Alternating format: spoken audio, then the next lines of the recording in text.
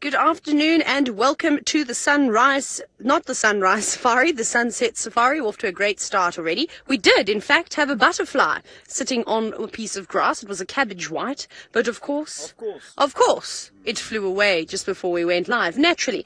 My name is Taylor McCurdy and I'm hopefully going to make no more references to the sunrise safari. And behind the camera bringing you the most amazing wildlife footage is Sebastian. Hello everyone. I feel like it's been a while since we've... Why? We just keep skipping one another. Funny rotations. I feel like it's sabotaging camp. Anyways, if it is your first time joining us on this live safari, we will show you animals at some point when we can find them. But in the meantime, if you'd like to ask us any questions, you can pop them through. All you have to do is hashtag Safari Live on Twitter, and then you can also talk to us via the YouTube chat. But we're going to get on it. So... I can't tell you how long I've been trying to get butterflies on camera for. I still have my butterfly book. I've got two. I'm not going to show you what they are, though. You can see the back of the book. Two butterfly books. So hopefully, sorry, I almost went off the road there. With hopefully two butterfly books, we're going to find some cool things. We'll try and check and have a look at some of the Wealtherias and the senna plants and see what's lurking on them as well. And, well, I feel like it's going to be a good day to maybe find some butterflies or perhaps even find a leopard. So I've got some exciting news for all of you. Sebastian's wife, Shannon, was here.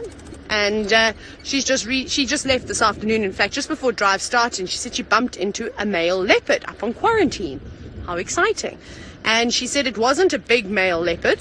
It sounds like it's probably going to be Hosanna, because she said it wasn't Tumba, and Shan knows the leopards quite well in this area. So that's really nice. So what we've done is all the teams were deployed as an army unit today for a search and rescue, but not really a rescue, just a search kind of part. So we checked Philemon's dip. We saw where he came up. So if you were watching the sunrise safari, you would have known that I was tracking a male leopard, a young male leopard, from Cheetah Cutline, down Mamba, through the Mulwati, and sort of coming northwest. So that's what was happening. So I suspect that it is him, and we saw his tracks coming up Philemon's dip. So Scott's also driving around, and then of course the bushwalk team is going to hopefully be the ones that locate him. But speaking of Scott, he's already starting the afternoon off with a bird. Yes, we are starting the afternoon off with one of the most beautiful little birds called a little bee-eater. And you'll notice it's got a turquoise, well, you may have noticed it had a bit of kind of a turquoise eyeshadow. Very fancy makeup artist. And my name is Scott. I'm teamed up with Dave on camera. And as Taylor's already mentioned, some exciting prospects with Hosanna being seen nearby to where we are now. And I'm hoping it won't take Steve too long to track him down. Now, it's not the only leopard that was moving around Djuma, or has been moving around Djuma over the last 24 hours or so. In the same area that we are now, we had tracks of both Thandi and Hukumuri, both older, more established leopards. And how cool are these birds? They often like hunting from the same perch. That's why it flies off once it sees an insect and then comes back and lands on its same little hunting podium. Laurie, well, very happy that we've got you your favorite bird already. Good stuff. So as I was saying, not the only leopard that could be seen this afternoon on Djuma. There was also Tumba finishing off his Kudu kill, as well as tracks of Thandi and Hukumuri, two older leopards, one male, one female. Now, Hukumuri ended up quite close to our southwestern boundary this morning. There's no guarantees that he crossed, and I'm actually thinking of swooping through that area. And then we're not too sure where Thandi end up. We just had tracks kind of around the Waterhole where we are here, not in the best kind of area for us to be searching for her and her cub, because we feel that her cub will be a lot further away from this area where the Hukumuri male spends time. And the reason why is because he's a new male to the area and he will kill her cub if she finds it. So that's that. And let us continue. Another good prospect about this afternoon is that the Nkuhuma Pride of Lions weren't too far from our western boundary. So Lots of big cats around. It's just a matter of us trying to find them. And as we said earlier, with the help of Steve on Bushwalk, hopefully that will happen sooner rather than later. Why don't you go and see whereabouts he is on his quest for Hosanna.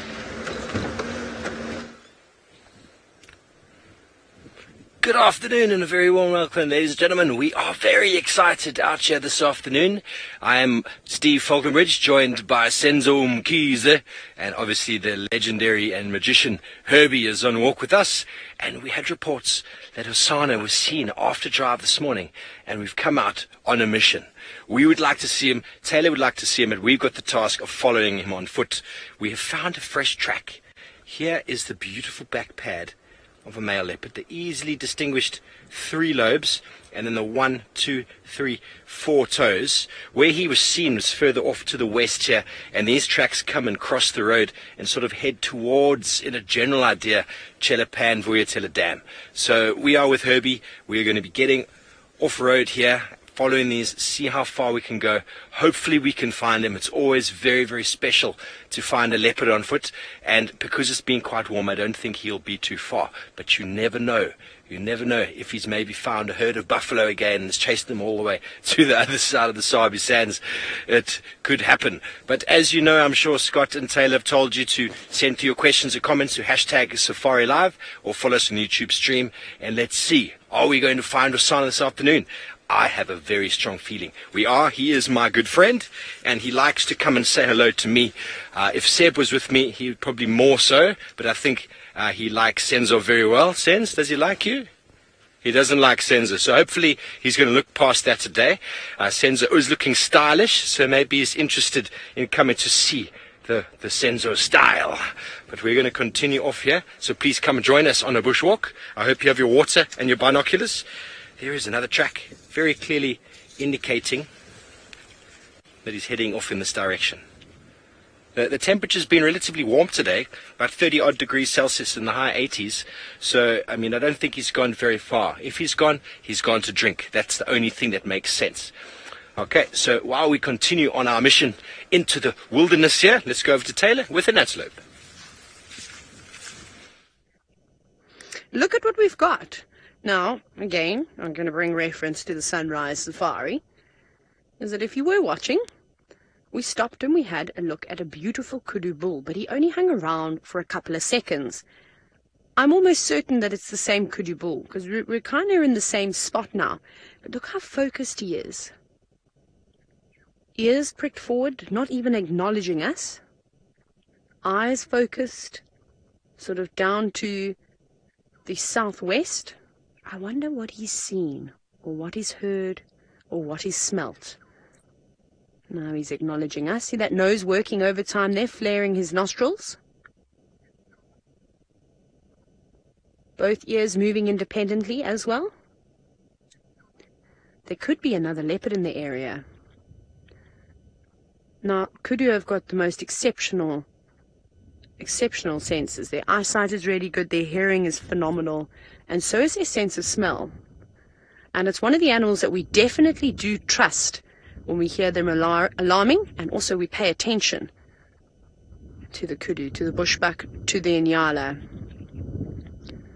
Linda, you said you think that this Kudu has got amazing horns. So do I. I feel like we've been very lucky with finding animals with rather large horns. Unfortunately, the one was yesterday on Bushwalk, and that, of course, came from a waterbuck that is no longer alive. Was taken down by the lions. But how exciting. We actually measured those horns. Well, Conrad did, one of our technical geniuses. He measured them, and they measured 28.5 inches. That's pretty substantial for a common waterbuck. This Kudu, I think his horns trump the size of the waterbuck's horns, however. They look much longer. I bet they're well over a meter, at least, if not even more than that. They're exceptionally long, but of course it's 2 different species of antelope. And the Kudu has got the beautiful, beautiful twist in them. But look how he's stunning. He's like a statue in there.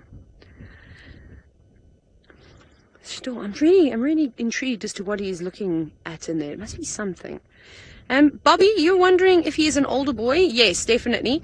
I don't think he's a particularly young fella. I think he's been around for quite some time and has a bit of experience. Oh, how lovely is that? There's a dead tree. I'm having a quick look. Looks like it was once a marula tree. Was it? Yeah, at some point in its time, but it's very old now. Nothing even sitting up there, I'm afraid. And he just hasn't moved. He's a lovely, lovely fella. See, look at that. Look how he's lifting his head again. Well, we're going to sit here. I think we're going to spend a few more minutes with this kudu and just listen and watch and see what he does. Maybe we'll even take a drive in there to see if he is looking at something. Could be something like a small cat, maybe even a jackal. Could be even just a warthog or a steenbok, and he's just uncertain as to what it is. But while we figure out what the kudu has spotted, let's go across to Scott and see if he's found any more signs of Hosanna. No, we've kind of moved out that area, made space for Steve and Herbie to come in and do their thing. Wouldn't it be nice if he hopped straight onto that kudu's back that Taylor's busy sitting with? That would be epic. What a showdown that would be. Now, I am initially going to start off the afternoon by heading towards where we last had tracks of the Hukumuri male this morning, just to try and establish where in fact he may have gone. And once we've checked around there, if we don't have any luck, then I'll head into some kind of usual areas where we could expect to find any tracks or signs of Tundi, who we are long overdue a visit from. Well, she's been visiting us, we just actually haven't been finding her. She's definitely been around, so looking forward to trying our best to work out where in fact she is. Each day that goes by, that cub grows so much that I think we last saw that cub probably about a week ago. So yeah, that cub will be changing quite a lot, or would have changed quite a lot since we last saw her. Dale, you would like to know something about menopause in the wilderness. Interesting enough, there was a question on that this morning, and I don't know anything about menopause with anyone out here. Maybe Taylor's the right person to ask. Yeah, but sadly I don't even know what your whole question was. But I do know that I know very little about menopause with wild animals, so I'll just leave it at that. Yeah. Faith, if you could maybe just give me the question one more time, just in case there's a small miracle and I do actually know something about it, but not coming up with anything. Yes, right now, Faith.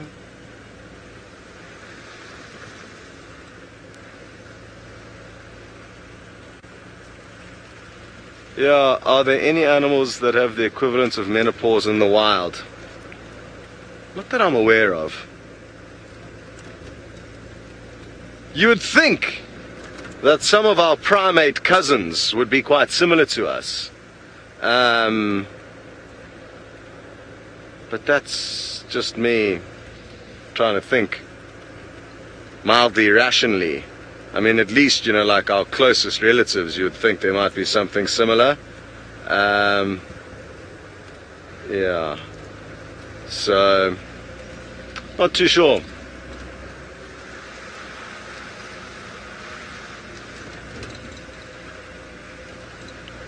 Yeah, exactly, Matt. You're saying it's a bit too much of a girly question for me. So, yeah, possibly, maybe Taylor's better suited to answering it.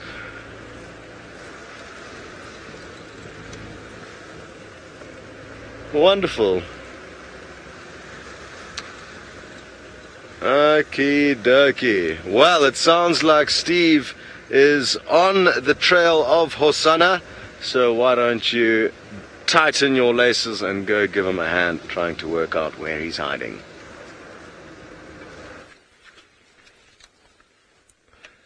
Thanks, Scotty. Yes, we are on the trail. The tracks are sort of headed in a directly east direction from where he was last seen this morning. Look who I'm with, the man himself, Herbert, and we are on foot, and we are looking for those invisible trails. Remember, Herbie's the kind of guy who sees one toe, two toes. As soon as we find a track with 4 toes, we'll do another segment so that we can guarantee that you can see it. But with this man right here, we're just going to follow this invisible trail. I think he's actually smelling the leopard as it walks, which is what he did the other day to find Tumba. He found Tumba by smelling the smell of that kudu. So who knows, we could find Tumba. Let's continue on. We're doing a bit of concentric circles here, because what you do when you walk through the bush is you're looking for any of the sandy patches. I mean, if you just pan that way, you can kind of see the most obvious route an animal would take would be that path. And if there's nothing on that path, go back to the fork in the road and have a look. There's another path. So that's kind of the route that the animals like to traverse on. It's difficult to walk through this long grass. It's uncomfortable for them in their eyes. And so they'll often follow game paths. So that's what you do. You head in a direction. You see an idea of where they're going, like we were doing with the lions yesterday. We found them very quickly afterwards. Let's hope the same is today. The case is the same. So on we go, checking the game paths. Never to walk on the game path itself, because if you walk on the game path and you're following the track and you end up stepping on the tracks and then you lose it, because the animal can just go left or right. You need to go back to the last point you had it. But if you're walking on that trail, it's very hard to go back, because my feet are a lot bigger than that of Hosana. And if we do step on his track, very easily be eradicated. But think about it. There is water in that direction. Let's move in that direction. See, because that's kind of what an animal, what would he move for in the middle of the day? Water or to hunt. And if he hunted, it's very hot. Who knows? He might have been really, really hungry. Okay, so as we continue to make head or tail of these tracks, let's go over to Taylor McCurdy, who is driving. Yeah, we moved on from that kudu. Actually, what we did was we drove on in to the thicket to try and see what that kudu was looking at. He didn't move, he kind of just stared at us, and then he was listening to Scott. When we switched off, we were quite far in the bushes, and we could actually hear Scott on Rebecca's road too, which was really quite funny. I don't know, maybe he's just enjoying the shade as well, and just relaxing a little bit. We couldn't see anything. In my opinion, because he's got so much bush around him, if it was something like a leopard or a lion, I reckon he would have been alarming. If it's something small like a caracal or a jackal, there's no need for a fully grown kudu bull to alarm, and I think he knows that, so maybe he was just staring intently. But we couldn't see anything. We drove all the way around in there, so we gave it a bash.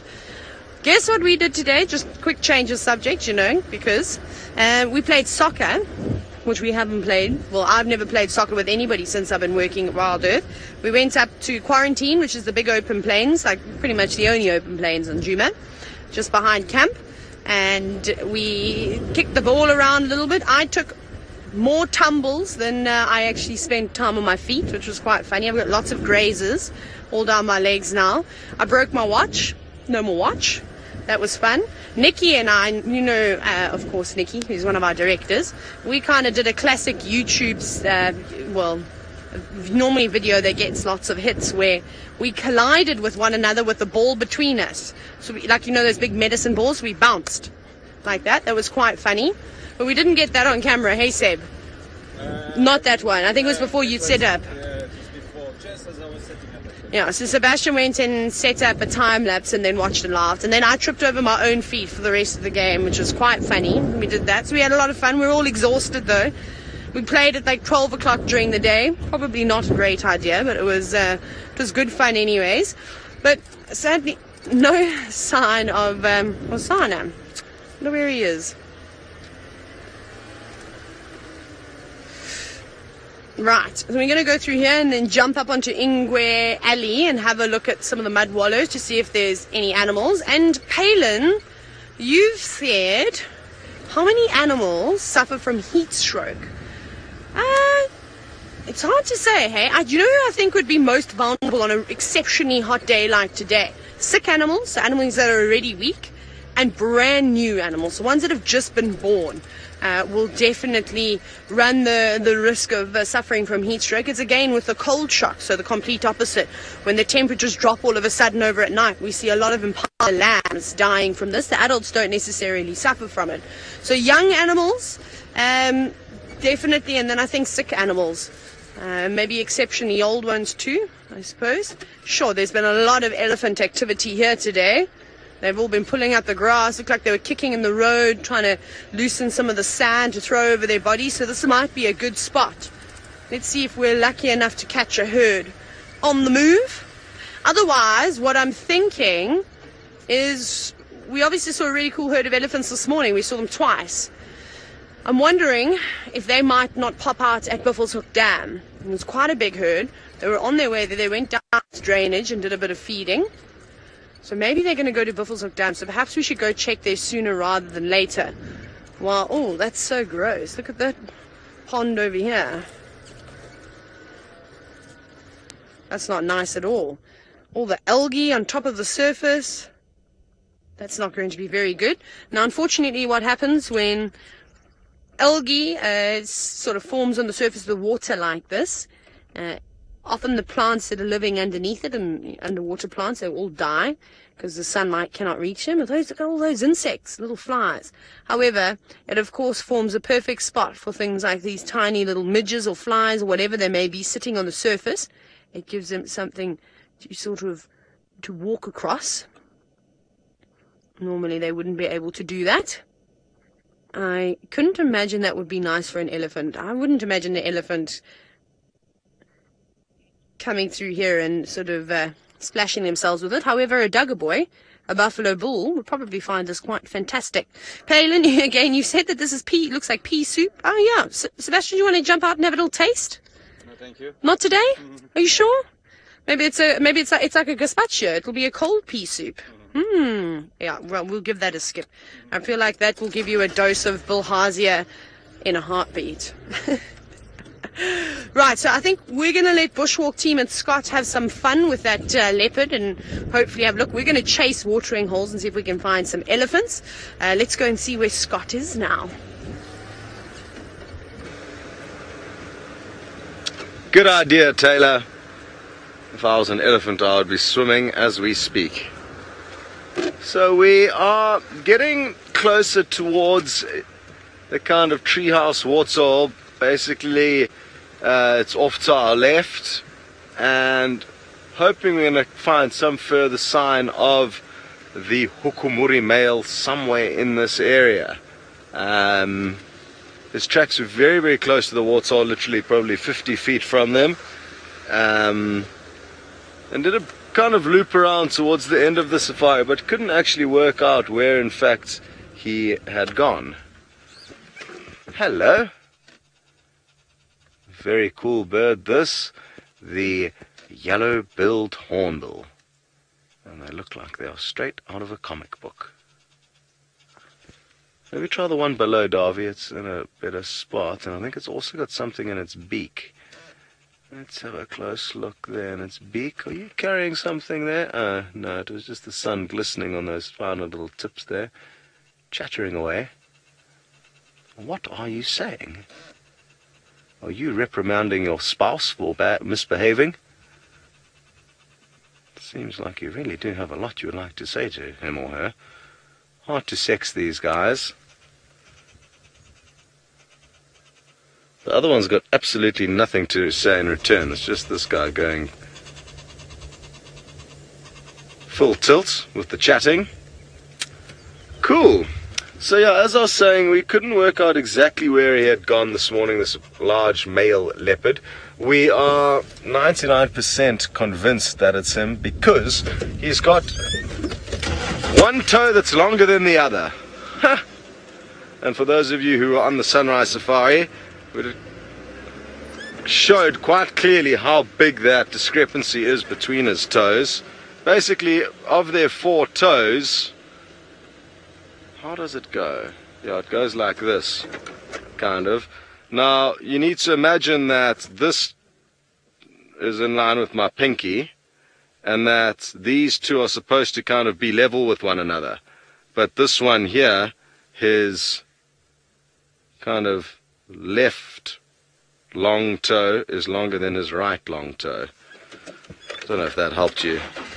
Oh, okay, good. It sounded like it may have been helpful. And it seems like it's on his right foot that the problem is. Oh, another pretty bird, yeah. Ta-da! Hello. Very fancy outfit.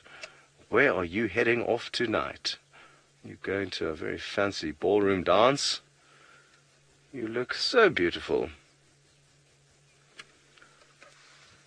Ah, love me not. You say this is a beautiful bird, and it certainly is. The speed at which your remark came through there makes me think that you could have been referring to the hornbill, but we'll bank both. Very good.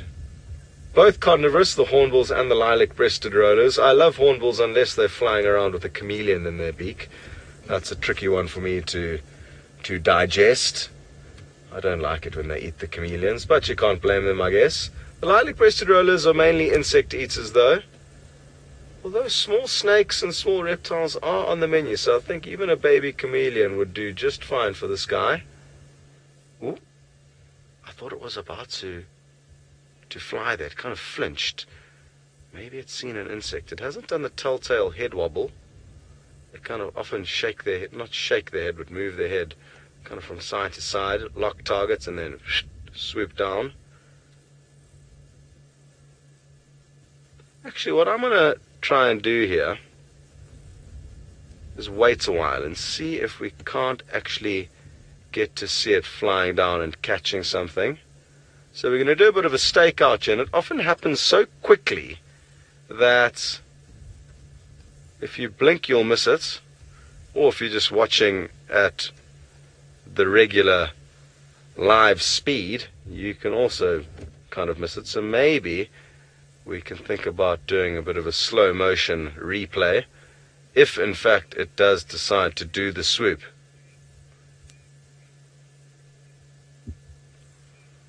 Ooh, it's thinking about it. Even if we don't get it catching whatever it wants to catch, what would be nice to do in slow motion is just the takeoff, because its wing coloration is really, really beautiful when it does take off. Electric wash of turquoise.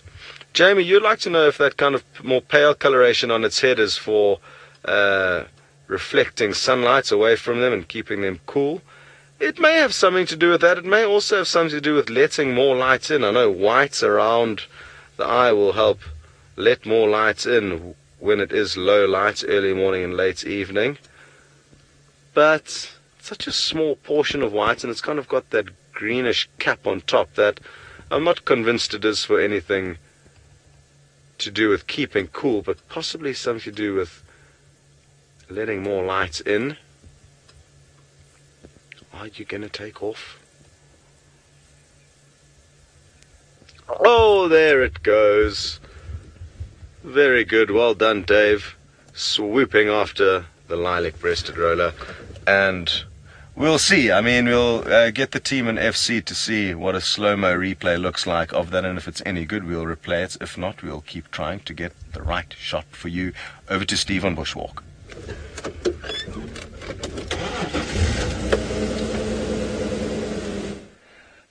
Thanks, Scotty. It's definitely one of my favorite birds, that colourful lilac-breasted roller. So we've been in this block here, and Hosana seems to have been hunting. There's tracks of antelope, his tracks have been running, and Herbie's been spotting just sort of partial prints of a leopard, and then tracks of impala running, and so all around. And now suddenly we've got a beautiful clear track, just the back pads over here. If you can see that, 1, 2, and 3. That's a beautiful track of where he's stopped running. He's put his foot down nicely, and we've been searching around as he's done this bit of a loop and a spin and a spin.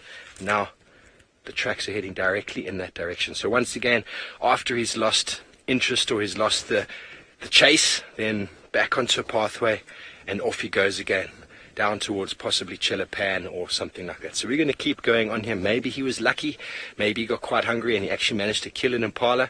Who knows? We're going to keep following and we'll keep you updated. It's really quite something trying to track a leopard, because it's just one track through this thick stuff here, and the ground is quite the ground is quite hard after the rain, so all you're really seeing is a little bit of a scratch. Herbie, there's a question for you from Justin. Justin would like to know what is Herbie's favorite leopard. Herbie, what's your favorite leopard, my friend? Karula. It was Karula, and now he says it's Thandi. I think she's just got so much attitude, so much spunk. And she's a marvelous leopard indeed. And she is the proud mother of many on the concession, many on the area. And Herbie's been here for a long time. You got something else, Herbs? Okay, so once again, we're kind of on a sort of a game path. There's some open sort of patches here. This is what the trackers generally like to do, is you walk to an area, it suddenly gets thick again, get through that area and look on these sandy patches and see if you can find anything. But look at what we've got to work with. Look at this. I mean, even if I walk, I mean, that's all you're going to see of my entire track. So all he's really looking for is this smoothness, the smoothness that we often find and associated with the back of elephant tracks. That's all he's got to work with, is just a little bit of disturbance. So that's where the experience comes in. A lot of people can't track unless they see that perfect track. But what people at the level of Herbie's experience do is they're just looking for partial tracks, just a little bit of a scuff of the outside of the foot, a little bit of a, as we saw the other day, the two-toed leopard that we were tracking. Fantastic stuff. Okay, so we're going to carry on over here. For some reason, Faith Scott is talking into my ear again, which I think is not supposed to be happening. He's giving me an update on something. Maybe we can check that out. So we're just meandering down here, keeping quite close to Herbie. The terrain is quite thick. The vegetation is good for tracking if you've got a very good tracker with you. But this is not for the beginner tracker. I can assure you that, ladies and gentlemen. This is for definitely the expert tracker. And by no means do I put myself in that bracket. Okay, so we're going to continue on here. Let's go over to Scotty D and see what updates he has for you.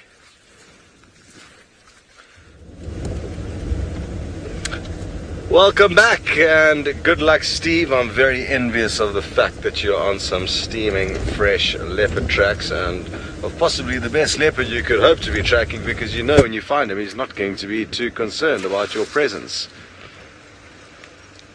Now, we've got some wonderful news. The team in the final control have been very swift and efficient with making a small highlight. It's not something we do very often, and I mean, I'm not convinced this is going to be the best one, because Dave wasn't as tight as he would have liked to have been, because when you're expecting a fast movement and a flight for a kill, you want to give yourself a bit more space. So let's have a look at what it looks like, and you guys can let us know, and just, yeah, so any feedback on the thoughts of highlights, just to slow things down a little bit, that we do see in real time. I think it's something that we've kind of been skipping a beat on personally. So, here goes.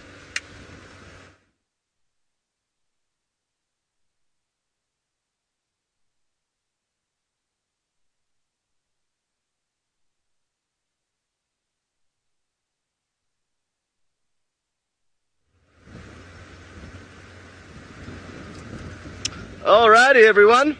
Well, I hope you enjoyed that. I've got no idea what it looks like, but I hope it was quite cool. And you would have seen that electric turquoise flash that I was talking about as it opened up its wings and fluttered off. So, oh, hurry along. There is something mating with Steve.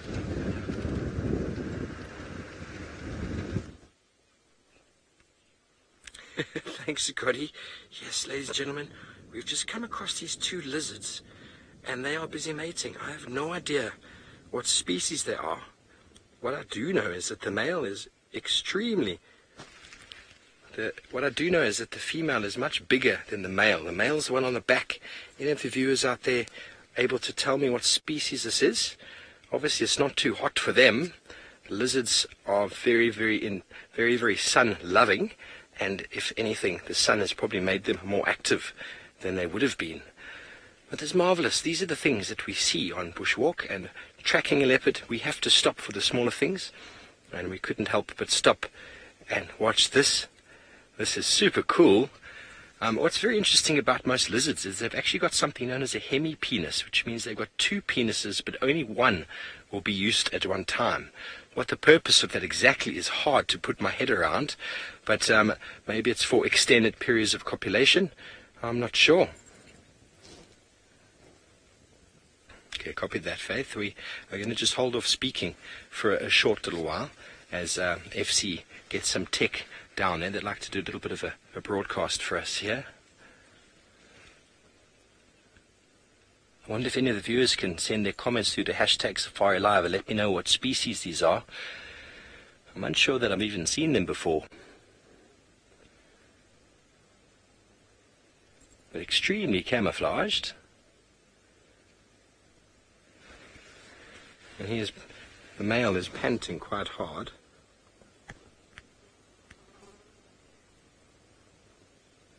They are rather pretty. Very grey back legs, very mottled back.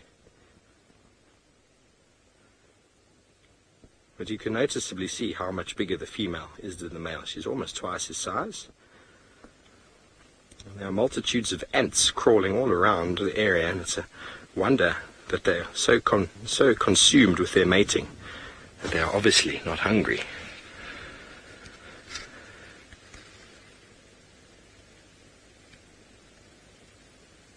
There must be some lizard experts out there.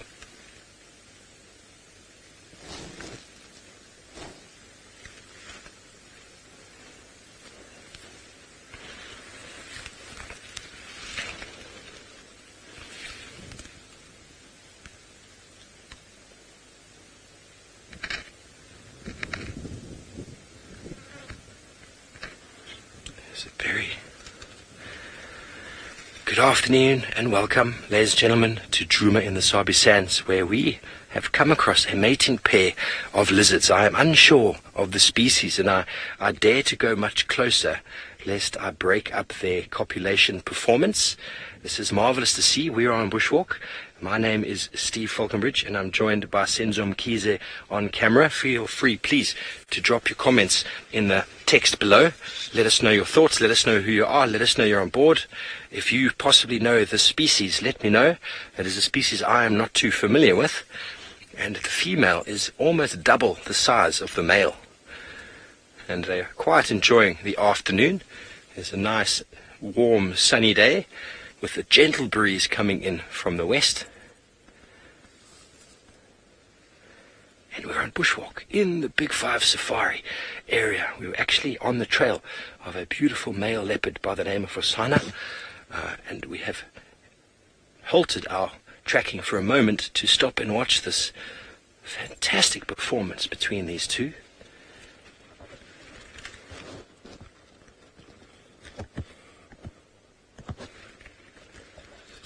Yes, it does. It does, Richard. It does look like they're attacking the lizard. It's their chance to have a go at the lizards, because normally if the lizards were not copulating, they'd probably be munching down quite heavily on those ants. And also the disturbance that they're doing by moving along the ground like that is probably inciting the ants to a little bit of violence, should you say. They'd always have a little bit more ego than something larger than themselves. Yes, Cheryl, this is very cool, very amazing indeed. I'd love to know from any of you out there if you know what species this is. Fortunately, I don't have my reptile book on hand. It's probably the heaviest book I own, so it's one I tend to leave at home. We don't find too many reptiles on walk, and I often take a photo with my camera and then go back and identify. It seems as if she's a little bit over the task and trying to get away, but he has got her clasped behind the ear with his jaws, and he is holding on very tightly with his front legs in almost what you'd call an inguinal clasp in frogs. I've never seen this before in lizards.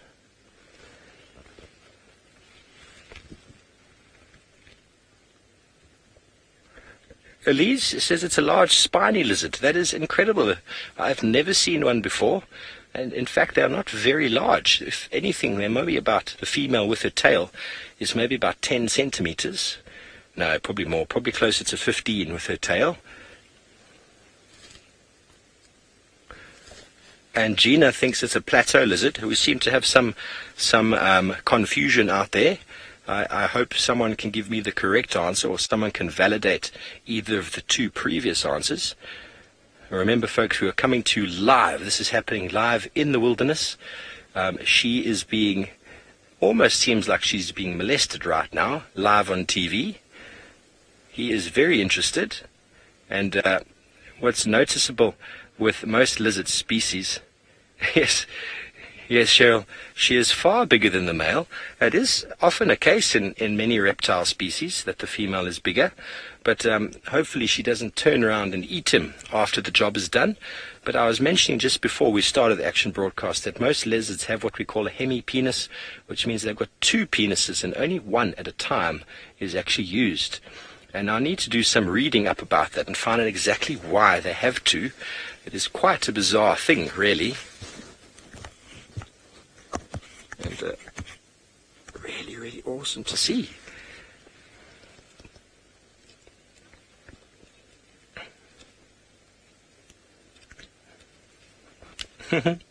Kathy, you're asking me some questions I honestly don't know the answer to. How long will it take these lizards to produce eggs, and then how long will they take to hatch? So generally, I mean, if we look at birds, for example, birds lay eggs within 24 hours.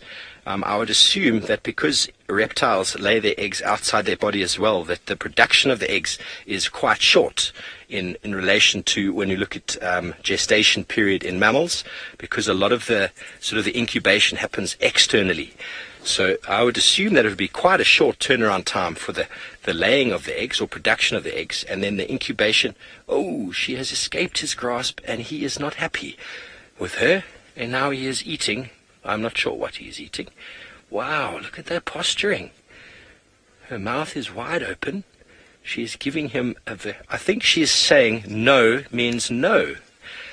Yes, Linda, this is amazing. This is absolutely sensational. The lovers have now parted, and they are having what seems to be a screaming match, except there is no sound. She is showing a very black mouth, and he was doing something similar. It's almost, I would assume, to be a very warning sign. She's possibly saying, "Come back here, little man, and I shall eat you." And off they go. The lovers have parted, and they move off back into the thickets. And so that is it from us on this live action broadcast. If you feel that you'd like to follow us further on Safari Live, please Google us and follow us further. We're still live for another 2 hours or so. And thank you for your comments and feedback. Have a fantastic afternoon, and see you later.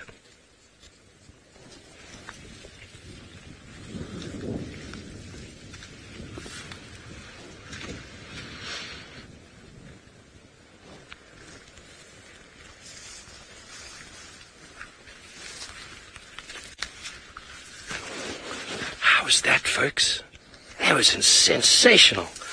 I wonder if any of you can back up those two claims on what species that lizard was. Herbie's just been around us here while we've been talking, and he's just done a little bit of a segment around us here, and he's just trying to find out where Hassan has gone. Okay, well, we're going to keep up with Herbie. Let's go over to Taylor for an update. Well, I think that's quite cool that you got to see lizards mating. Not always something that you get to see every single day. Now, this may look familiar, seeing as though we've been here for the last couple of days in a row, but this is where Tumba has been, but he's not here anymore.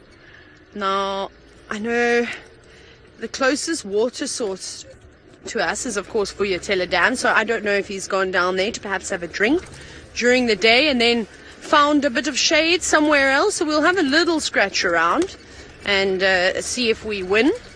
Otherwise, we'll continue with our plan of finding some elephants.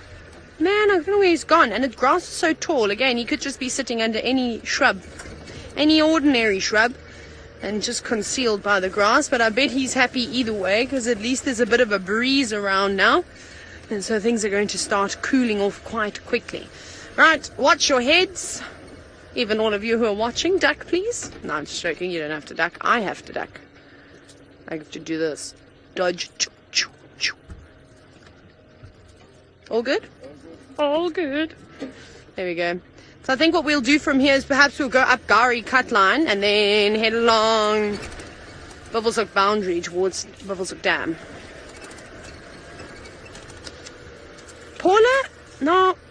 question that I'm unsure of, might take a bit of thinking. You've said, are there any birds that are cannibalistic? Well, we know some species of birds, the young, sort of perform siblicide, Cain and Abel syndrome, but I don't know if they eat the chick.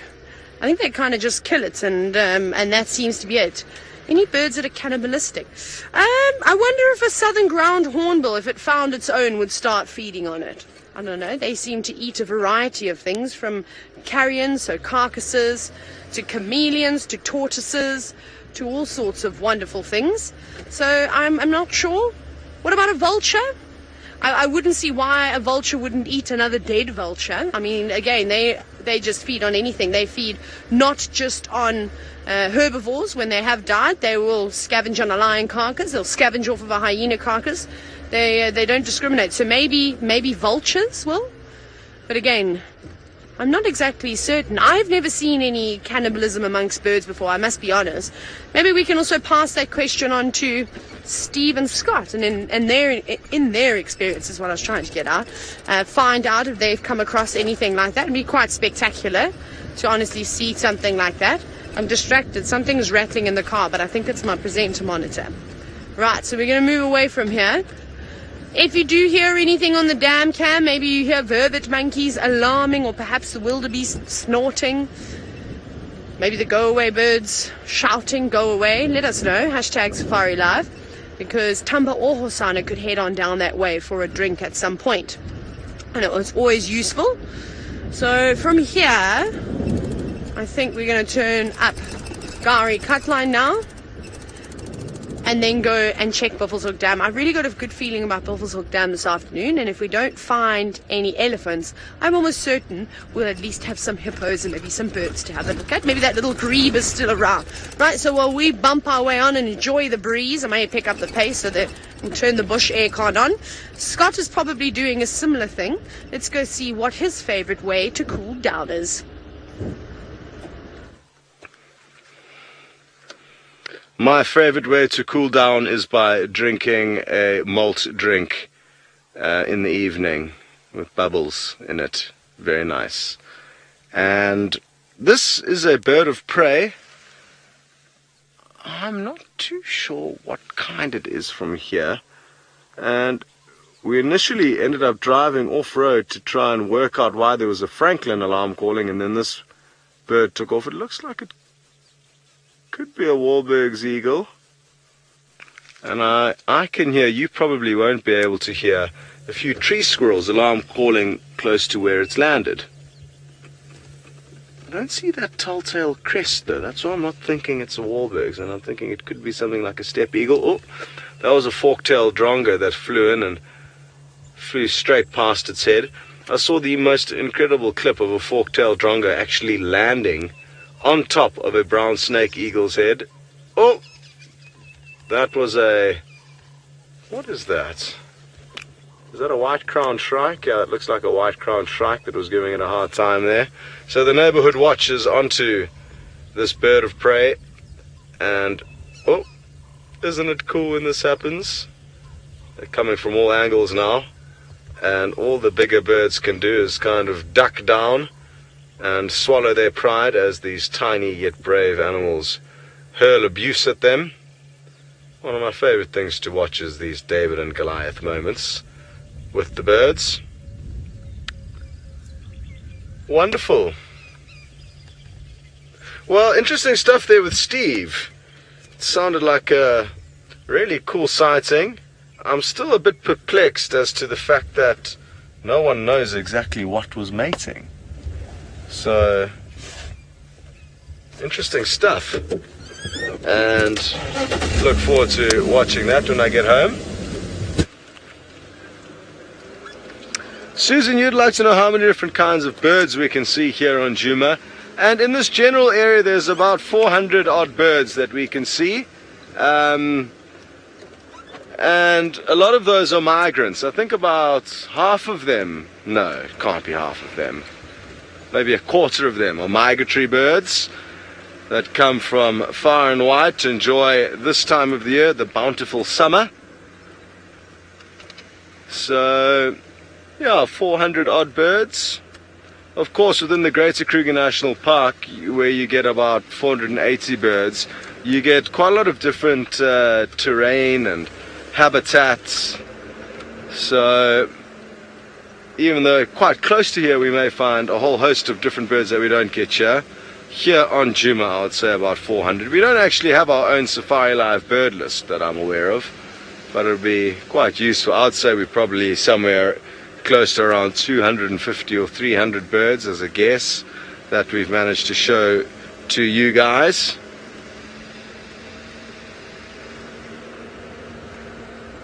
Alrighty then. Well, we're about to arrive onto the dam wall of the twin dams.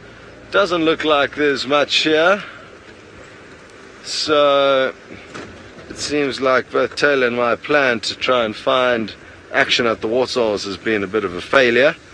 But that means the animals must be somewhere else.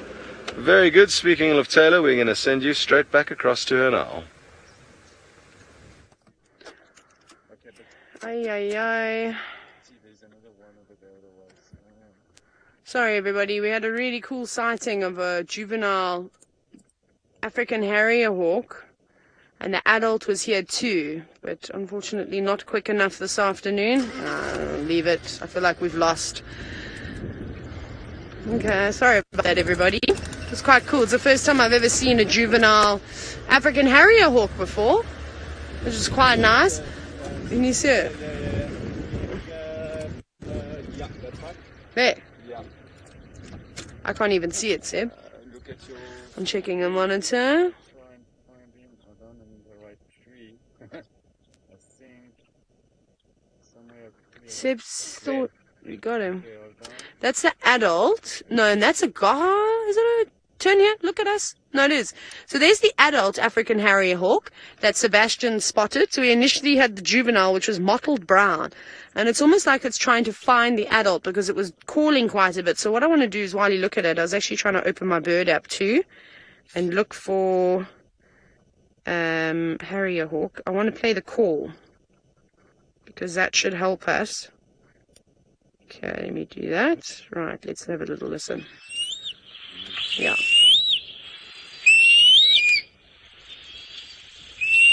That sound that I've just played now is exactly what Seb and I were hearing. Exactly spot on. And that's what typical juvenile birds will do. I suppose with young mammals too, they will, like for instance lions and leopards, they often contact call to try and stay in contact with mom or dad, and in the bird's case, that's exactly what it was doing. Perhaps it was going out on a hunt, learning to hunt. That was really nice though, but there's the adults. It's a pity I can hear the juvenile. I can still hear the juvenile. You won't be able to hear it though because it's quite windy and it's exceptionally far away. But cool. Anyways, that was nice.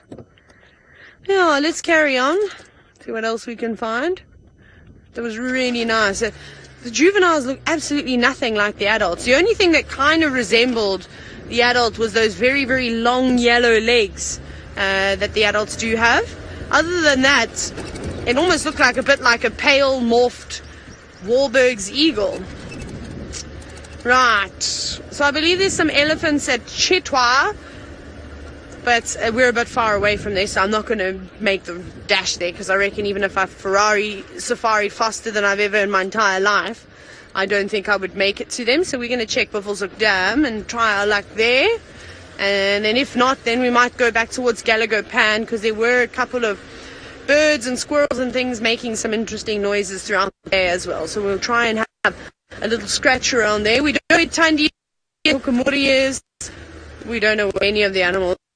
Right. Still walking. He's had a very exciting start to his walk, but let's see if he's going to find us a spotted cat.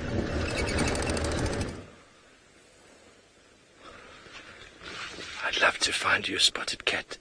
We are trying. There's definitely clear evidence that Husana was hunting, and his tracks had just disappeared. I mean, look where we are. It is very dense vegetation. It's not too much in the way of open space on the ground. So we're just doing big zigzags in here to see if we can find any area where he's possibly walked again on a straight line. And something that I've noticed as we're walking through is there are some wonderful smells in the African bush, such as the marula. It's a very nice sort of sweetish sort of smell, the marula. But then you walk along and you stand on something and the smell is just... This plant here, I don't know its name. Oh, but it smells like diesel engine oil. I don't know if any of you have seen this before. It's something that is very noticeable this time of year, this little forb. And why would you smell like that? Let's have a taste, shall we?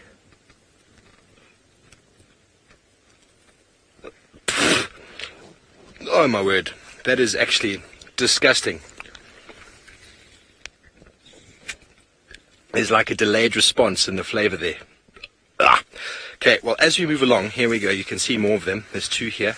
Is this the same guy? That is not the same guy. Here we go. There it is. There's a few of them around, but they are not being eaten, absolutely untouched as we go through the wilderness. So obviously their strategy is to produce leaves, to flower, to reproduce with the most minimal amount of being eaten. Because the smaller your leaves get, the less photosynthesis you get for the sun's rays, the less sugars, and the less fruit and seeding potential you have. So being quite a small forb, coming out at this time of year, they don't want to get eaten. And you saw the look on my face. And a lot of animals would go by smell, a lot of them just by taste. So from my experience, that plant is a leave me alone, I will not eat you kind of plant. So thankfully I've got this little marula to quench my taste a moment. Everyone's laughing at me, that's fine. I'll be the guinea pig out here. I'll be the one who tastes all these things. It's nice to taste them. Hopefully I'm not going to die.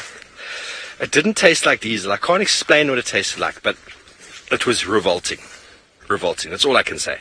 I've never tasted, if any of you ever tasted diesel before, it is probably the worst thing to ever get in your mouth. Sometimes, you know, out here we are in the bush, so we do what we call bush mechanic stuff. And when we fill vehicles, sometimes we use a hose pipe to siphon. And if the hose is not clear, it's hard to see once you suck the diesel out of the jerry can into the vehicle. If you have a hose that's not clear, you don't know when the diesel's coming. If you get some in your mouth, you don't ever want to do that. I never want to do that again, and I'm never going to eat that plant again either. But we're going to carry on. Herbie's just here. We're doing zigzags. We're trying to find this cat. Let's go to Scott and see what update he has for you.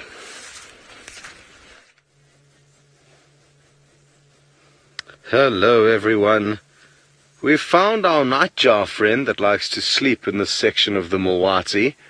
It always chooses a slightly kind of different branch. When we found him on bushwalk, or her on bushwalk the other day, I'm fairly certain it was actually just right adjacent to where we are now, possibly slightly behind us. But how cool is its camouflage? Incredible. And as its name may allude to, it does its business at night. That's why it's fast asleep now. You can see its eyes closed.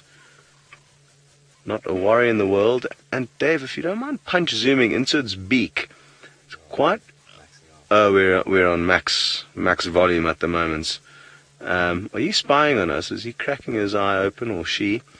Now, you can possibly just make out a few small bristle-like whiskers, and it's got a tiny little beak but a very large mouth when it does in fact open that beak, and those small little bristles and whiskers help funnel insects into its mouth when it catches them on the wing at night, so I'm told. It's actually something we need to try a little bit more with the IR lights. Try and get them catching their prey. Monique, you suggesting that this little nightjar is giving us the side eye, and you're right. How cool is this? Just keeping a little eye on us, pretending nothing's amiss. Now, I can't hazard a guess as to which kind of nightjar this is. They're very difficult animals to identify, and they all look incredibly similar to one another. Okay, well, I lie. They don't all look very similar to one another, but a lot of them do look very similar. The European, the rufous cheek, the freckled, and the fiery neck nightjar all look quite the same. Probably the square-tailed as well. So you get quite a few types, and let me show you on my little app here. It's going to be tricky to read too much into these illustrations, but they're all similar looking. I mean, the pennant-winged is obviously incredibly impressive, and it's got these long pennants that come off its wings. I've only ever seen one, and that was in the Mara. But then if I scroll over to the next kind of page, you'll see that the way that they help you to identify the nightjars, and this is the only bird that they'll provide you this kind of information with, is by looking at their tail feathers and how they kind of finish, and also their wing feathers. So unless you catch the bird and open up its tail and its wings to be able to see that they correlate with the book, you cannot be 100% certain what you're looking at. Unless, of course, you've just heard it called. That helps. Very cool. I'd forgotten about, long ago, I think I may have actually found a nightjar in the same area, and I'm talking over a year and a half ago, just before I left for a short 1-year sabbatical. So I don't know if any of you guys can help jog my memory and confirm that that was the case, because if it is, it'll be really interesting to know that this bird's been hanging around the same area for at least kind of a year and a half since we last saw it. I mean, obviously we're assuming that, but I think it's a fairly safe assumption.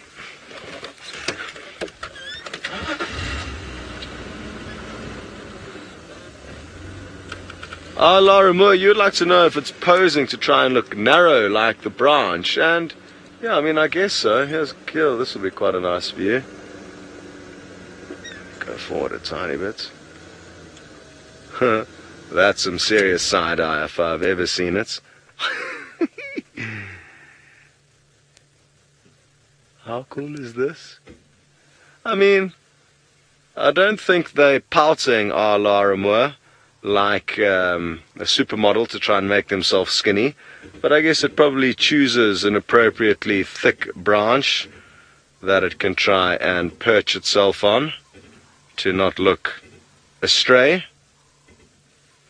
Okay, very good.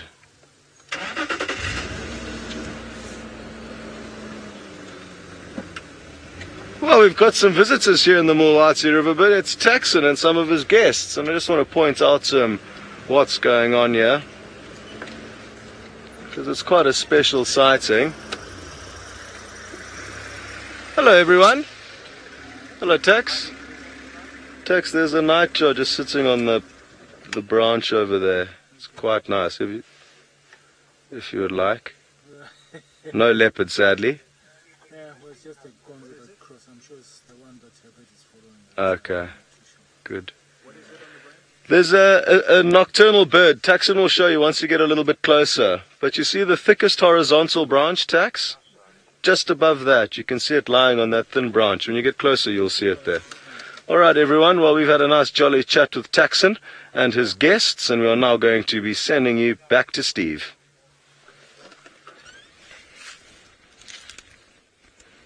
Thank you, Scotty.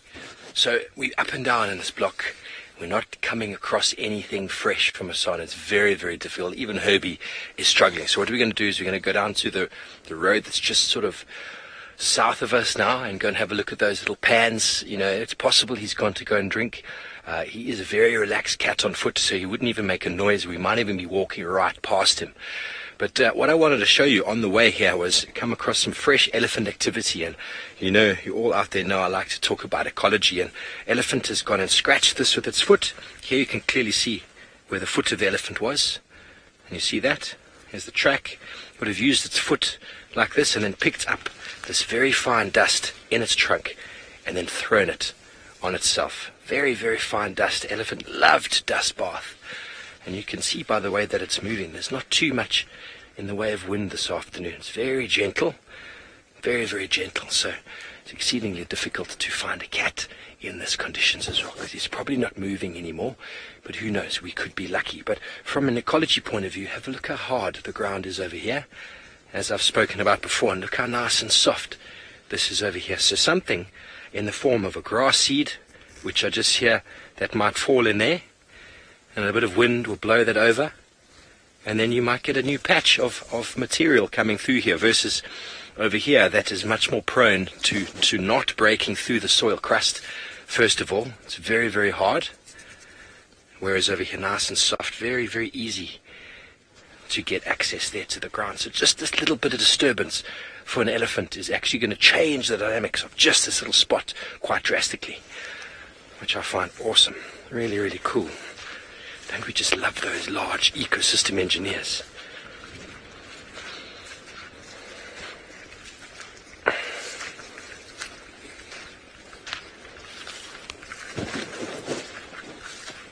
I hope you're all having a good time with us this afternoon. I absolutely love being on foot. What is that, eh? A little bit of a burrow here. Oh my word, that is an awesome burrow. That is an awesome burrow. Bit of a sinkhole. Ow. No, that was quite painful. I didn't fall in the hole, but I nearly hurt myself on a very cool tree. But this is obviously probably the remnants of an aardvark that dug in here, and then warthogs, all sorts of things, porcupines would have used this hole, and then at some point the top of it is collapsed in. By what means I don't know, but a very different dynamic to the one we saw there with the elephant scratching. This dynamic has created a much deeper gully. It's also pulled a lot of soil out over here. If you have a look at all the soil, lots and lots of soil, you're going to get a different dynamic, different nutrients from the bottom, and who knows what will happen, but different dynamic from there to there, and that is what makes the savanna biome so unique and so diverse. So we're going to continue on seeing if we can find some tracks of this beautiful male leopard, and while we do so, let's go over to Taylor for an update. Well, you know what? The animals just don't want to be seen today. They've decided it's Sunday. They also want a day off. So perhaps it's still Sunday siesta and they'll wake up a little bit later. So we checked Buffelshoek Dam and I was right. The elephants actually had already gone and drank there a little bit earlier. Probably a couple of hours before game drive started. And then we've come all the way down this main drainage line. So Nyala Road North and Nyala Road South, because we were driving here and we did have some birds alarming quite hectically. I can't even remember. They were go-away birds and there were a couple of others all shouting. But no luck. No tracks, well, no new tracks at least. So I think what we're going to do now is we're coming to the Mulwati again. We're going to head towards Quarantine, maybe drive around, check a couple of marulas, see if we can't pick up on any other tracks. Give the bushwalk team a hand, because it's going to get dark within the next hour and a bit. So we want to try to find him before they've got to go back. And then we'll also check around Gallagher Pad. Maybe some elephants pop through there for a sip of water. Or if another herd comes streaming down to Vuyatela Dam, at least they'll be close by. And I can race on over there because I missed them this morning too. Otherwise, we really haven't seen anything. I saw a daker that was tucked away in the long grass. I just want to check here because here's a great section for tracks. And it's sheltered too. And it has been quite windy for most of the day. So if there are going to be any tracks around, I should be able to see them nice and clearly. There's also lots of lovely big trees scattered down in the drainage line. Yeah, it looks like there were some elephants here at one point too.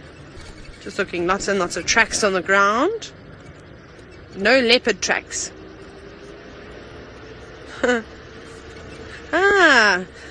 Joe, you said perhaps the animals have decided to observe daylight savings time. Perhaps that's the case indeed, Joe. I hope not, though. Come on, animals. Up you get and out you get. It's starting to cool down now. It's actually really nice. It's really pleasant. I don't actually know what the temperature was. I wasn't listening when Faith told me, which is not a surprise. I never listen. But I'm going to guess that it was like 35 degrees today, or at least 34. It was so warm. And I don't know what it would be now. Probably about 31. So it's 90 degrees Fahrenheit at the moment, so 31 degrees Celsius. Not too far off. I love playing the guessing the temperature game. And then, of course, telling the internet when it's wrong. Love to tell it when it's wrong.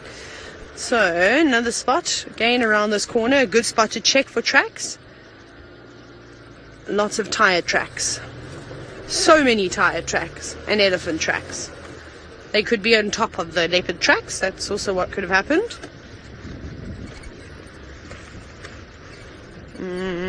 Just checking very carefully. So you'll see me pulling off the road every now and then doing this.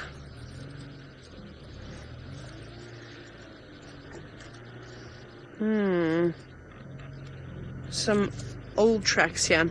No, nothing. Okay, let's go check Chele Pan again, and then we'll head towards open plains of quarantine. Palin, you're wondering, what is the biggest insect in Djuma? I'm going to have to say the big stick insects. We actually saw one. Shall we see if we can whip out an old photo? The other night, in fact. Let me see if I can find it. Also need to give my screen a bit of a clean. It was quite cool. It came and visited us. And then it sat on the window. You get this nice and clean, so it's a bit dusty. Turn it like that. I don't know if you can see it very well. The reason why I say that, because it's actually a silhouette. Can I zoom in? I think you're seeing my reflection, aren't you? You can sort of see it. So it's quite big. It's like I said, it's difficult to see. You've got to look very carefully. But there's a stick insect. Let me demonstrate how big it was. Actually, we can just use my phone, I suppose. You see a rhino? It was about 2 of these. So that insect was about a length of a ruler, maybe just shy of the length of a ruler, with huge wings, and it was flapping around. It actually flew into my face, which, you know, is fitting. Obviously, it went and did that. So that's what I'm going to say is the biggest insect out here. And I mean, giant stick insects are some of the largest in the world, if I'm not mistaken. Otherwise, the emperor moths are pretty big too. They're quite nice. We see a few of them. Oh, you know what I would like to see is a lunar moth. We haven't seen a lunar moth in ages. I think, in fact, I've only seen one since I've been at Djuma, which was one that I collected from, and then we had the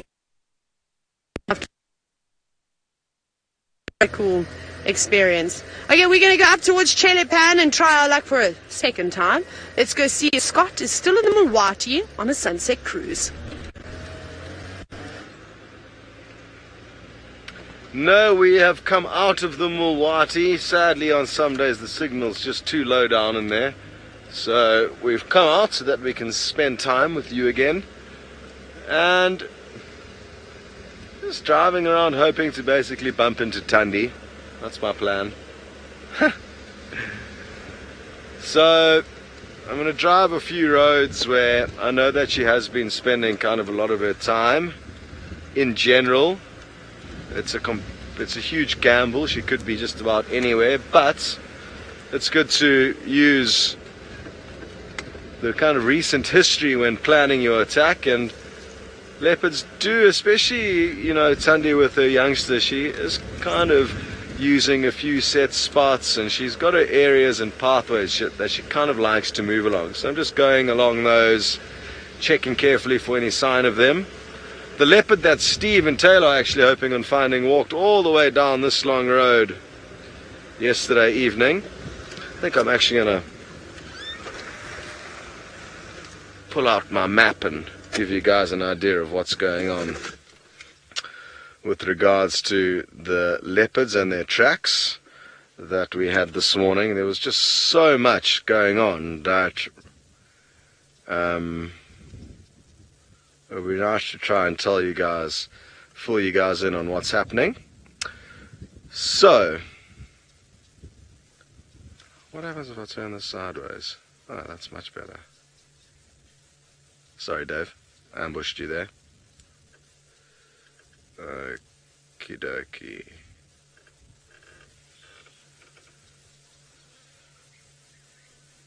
Sorry guys, I'm just trying to zoom in. We have got some proper maps coming, everyone, that we are going to use to be able to show you guys a little bit better what is happening with the leopards of this area and the lions and everything else.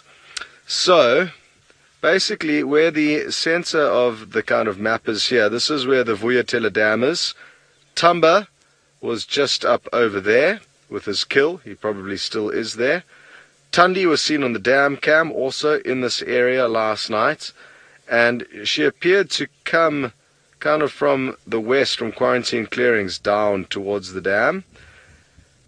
The Hukumuri male, we found his tracks coming down this road all the way over here. It's difficult because it's not really zoomed in.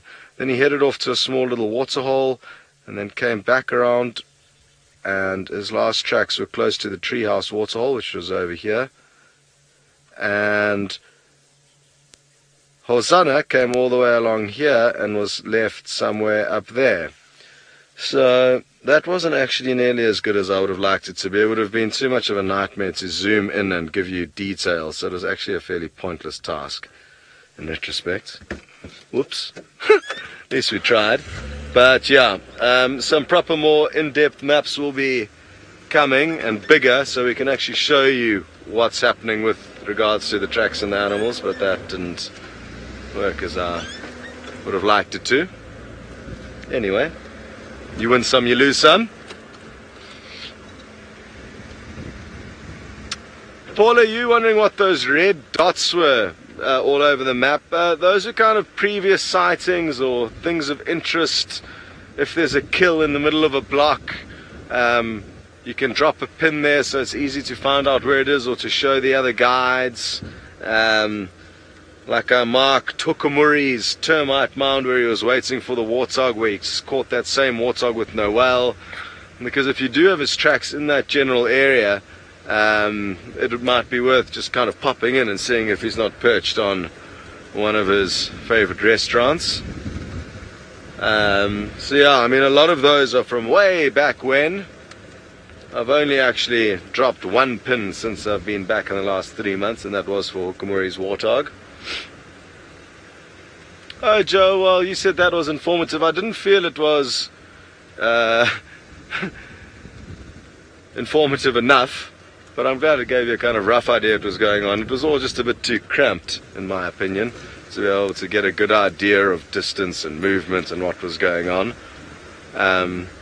But the bottom line is there's 4 leopards, or at least there were 4 leopards on this property last night, and could well still be the same case today, which is awesome stuff. It's a pity we haven't been able to find one of them yet this afternoon, but we'll get there.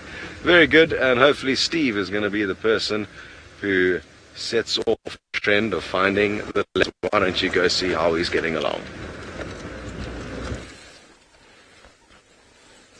Thank you, Scotty. Yeah, we have gotten back to the area where Herbie found Hosanna this morning after drive. And what this area actually happened last night or yesterday is we've got evidence here of what Herbie's telling me is the afterbirth, or of a birth giving of an elephant. Here's a little bit of the afterbirth over here, and as we walk through we'll see where Hosanna's track is.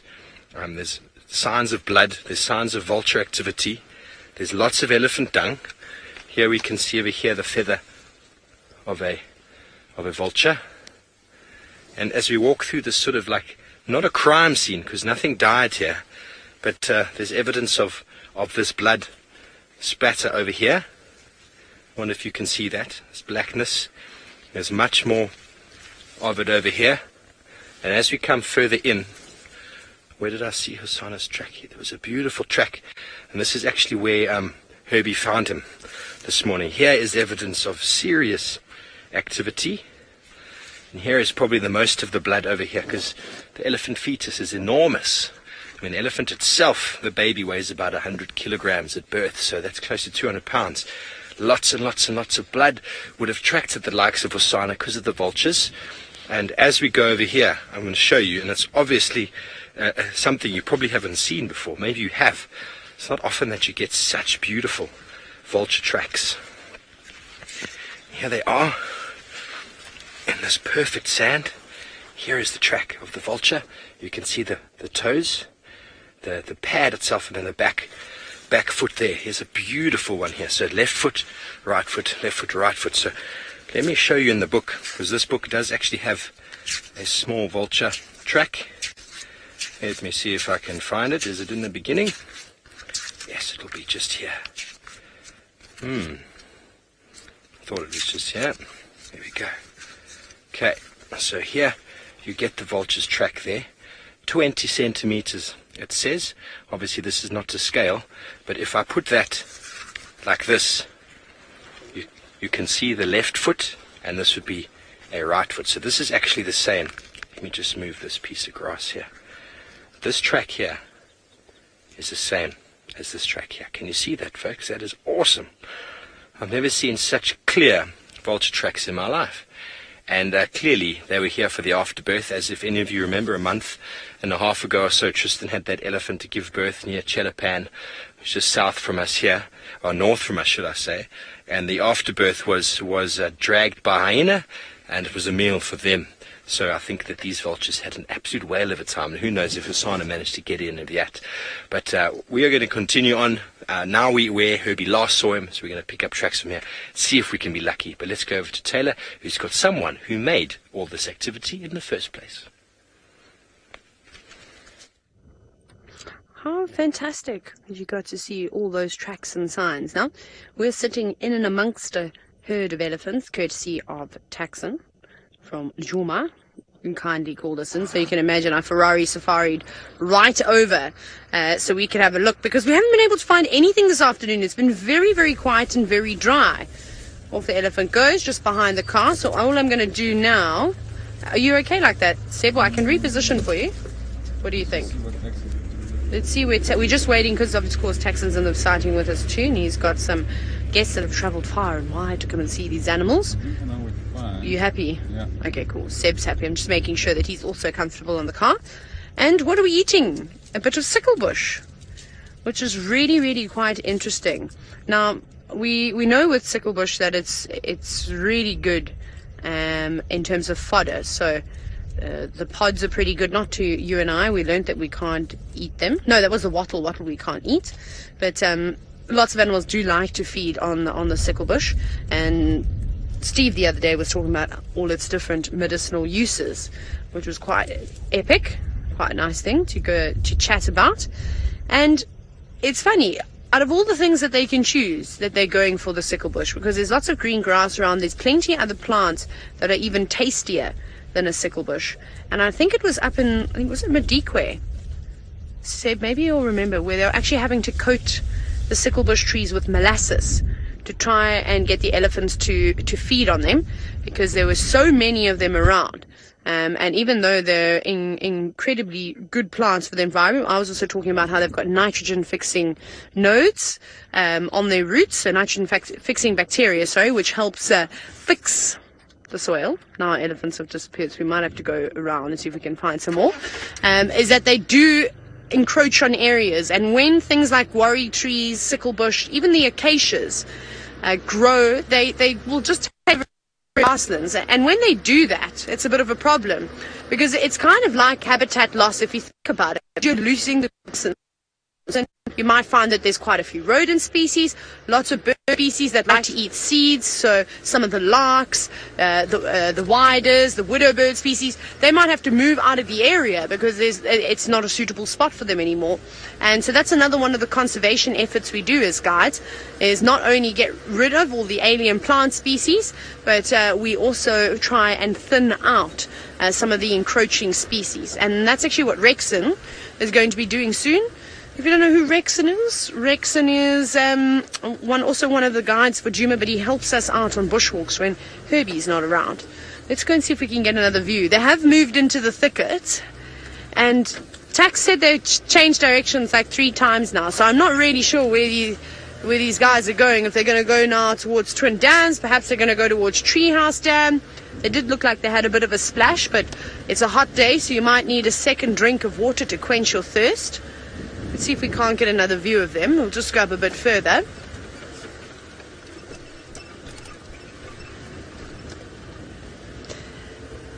Now, something that Variety Videos and I share in common is the fact that we both love elephants. They're amazing creatures. They've just gone in here. I can see some flapping ears in and amongst the guaris now. We'll see if we can get a decent view. See, there we're just going to see bottoms. Again, we're just going to see bottoms. Maybe there's a little gap. Sometimes if you sneak forward. Yes. I think Taxon's got the right spot here. It's very difficult to try and view them, I'm afraid. Oh, there's a little baby.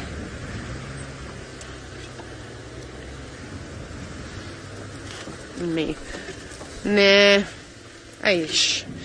It's a tough one, hey, Seb? We'll just show everybody how they're moving into the thicket at the moment, just so you get an idea with what we're dealing with. Now, for those of you who are just starting to get to know me, obviously all the guides are different, and we all have our own guiding techniques, which is the cool thing, that you get to see the different personalities and the different styles of guiding. Now, look how dense that bush is. You can barely see that 4.5-ton elephant cow. She's not a small cow. She's quite large. In fact, she does have a little calf at her feet, but you probably won't be able to see it. It's so dense. There was a little gap at one point where I got a sneaky look. Now, the problem over here is that I don't off-road for elephants ever. It's just one of those things. And the reason why I don't off-road for elephants, because if a sighting turns pear-shaped, might not be because of us. It could be maybe a leopard pops up, a lion is around, a hyena, one elephant is just unhappy, a bull in must comes through and stirs the herd up. You're not going to be able to get away very quickly. So I don't off-road. Unless it's a massive open grassland area, I might poke my nose in and have a little look. But for an area like this, I'm not going anywhere near them, I'm afraid. That's where we'd go and view lions and leopards. So we're going to let them be. They've now changed direction completely. Let's see if I can go back here. I think they might go to Twin Dams. But they've still got a little bit of a way to go. Man, let's see if that squirrel's going to cooperate. Yes. Hang on, Seb. Let me go forward a little bit. So, just below the fork of this dead knobthorn tree. I can't see him anymore. It's just gone around. But he was sort of serpentining right around that entire tree. I'm going to see if he's going to poke his head out again. There was a tree squirrel moving about there. There are a couple of birds at the back. Oh, can you see him? Oh, there we go. Well spotted. So camouflaged. I actually couldn't see the squirrel just looking at the tree. Very camouflaged against all that wood. So that's where it disappeared. Not only was it serpentining around the trunk of the tree, it was also bopping in and out of the holes. And that's a perfect habitat for a squirrel, for things like genets, for lizards, scorpions, owls. It's amazing what you would be able to find. Even maybe the odd snake that was able to climb up trees would be good. That is really, really cool. Sitting very still, just sort of having a look around. Probably was down on the ground searching for marula nuts, because that seems to be what the squirrels are feasting on at the moment. They'll also start stashing them, because during winter, obviously, there are not many fruits and seeds and nuts and things available, so they need to make the most of it and start stocking up. So that's what we're typically seeing at the moment. And a little starling also just off to the left. Very nice. Leslie, you say that this is so cute. It is. It's quite beautiful when you get to see something like that. So how's that? In that massive tree that once was alive, but sadly, the reality is that probably an elephant ring-barked it and has killed it, but it will still stand for many years later, is still providing life to many other creatures, even though it is no longer living. And I bet that squirrel is thankful for this tree. At least it can be a little safe haven, keep it warm in winter, all those cold, chilly nights, and dry from the rain, and also be able to hide away from any birds and snakes. Right, Steve is still on foot, and he's not looking at a plant this time. It seems he's got something with a heartbeat.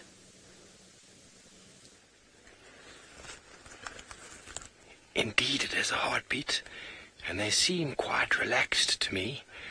We came down onto sort of a road that was just sort of southeast from where we were in the block, to see if we can find any activity of potentially the young prince coming out and maybe drinking at one of these pans. We had Tundi and her cub drinking at these pans not so long ago. But the Yala seem quite relaxed. I mean, we're on foot right now. We've managed to creep up to about 30-odd yards from them. And if they had seen a leopard, I guarantee you they'd be showing us a behavior that indicated a little bit more sort of worried about their life. Because this is one of the leopard's favorite foods indeed. You can see he's looking right at us. Isn't that beautiful? See, if they were not relaxed, they'd be standing very, very still, trying to blend in with the background. Probably the most beautiful antelope that we have. Next to the kudu, this is my second favorite antelope. I do love the sexual dimorphism exhibited between the male and female. And the females are this nice sort of light reddish brown color. Whereas if you haven't seen it before, the males have horns and are a chocolate brown with a beautiful white mane on the back of the neck.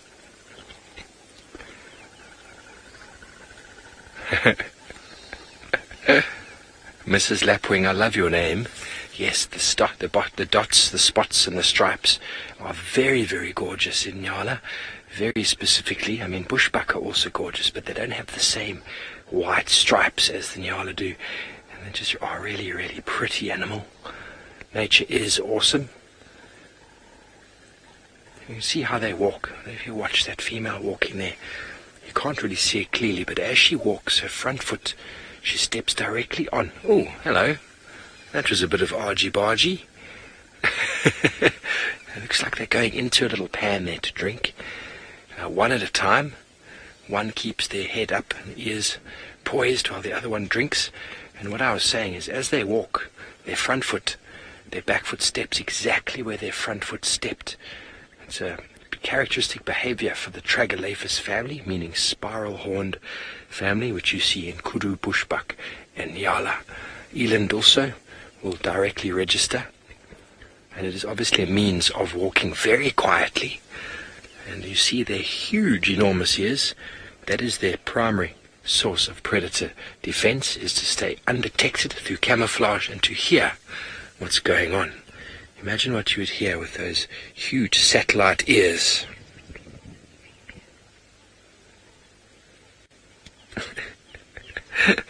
We are getting some very interesting names through today. Magic Dragon Wizard, I love that name. The ears are super cool, super, super cool. You imagine what we can hear with our ears. You can only imagine what these guys can hear with those enormous ears proportionally to their face. Okay, well, it seems like Taylor has been very lucky. Let's go over to her and see who she's found. I can't take any credit for this, not even a small amount. Again, this is all Taxon. I'm just going to follow Taxon around this afternoon. He's found Hukumuri. So this is the leopard, the long-toed male that Scott was following or trying to follow his tracks this morning, and was probably just watching him as he moved around and was being quite hot. But like we said, it has cooled down quite nicely now, although he's still panting quite a bit, trying to keep nice and cool. Now, this is only the second time that I've seen this male, and he's beautiful. Let's see. Can you stop and have a look? Still got that cut above his left eye, which he's had now, what, a couple of days at least, or maybe a week. Have a look. We might lose visual just because there's another vehicle, I think, going to drive straight through our shot. Please don't do that. Okay, good car. They pulled off to the right. There we go. Now, this is where the tricky part comes in. Is in the area that he's heading into now is particularly dense, and it's actually a spot that we often go and try and find leopards when we are at Treehouse Dam. So that's where we are now. He's heading up the drainage line. So we might lose him in a little bit. We'll probably have to do some serious off-roading to try and get back to him. But have a little listen. All the birds are starting to alarm at him now.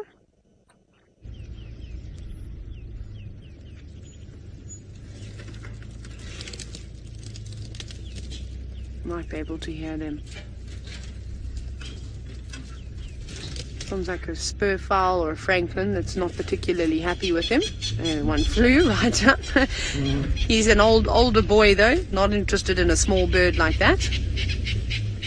Very unhappy. Another one flying down. Get off the ground, sit in a tree if you're that scared.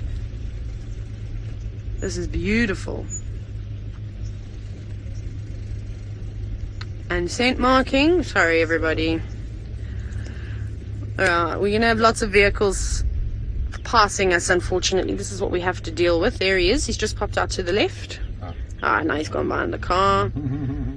Okay. This is disastrous now. Let's see if he's going to walk. No, we're not going to get another view. These cars are blocking our shots. Ay, ay, ay. Position. Yeah, I'm just trying to figure out what we're going to do from here now. Is whether we go up ahead and try and find a way in. Otherwise, I think we're going to get stuck behind the cars. Right, let's go to Scott, though, while we try and figure this all out. And see how he feels that he was basically right in the area where Hukumuri was this morning.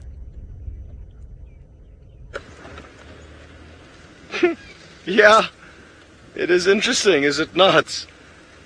And it would be just so nice to know where. I mean, there's a chance he moved away from the Waterhole and then came back to it.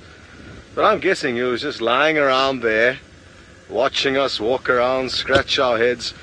We actually, essentially, we parked the vehicle there, got out, did a big loop around, found his tracks, followed them back to the dam, did another loop around, came back again.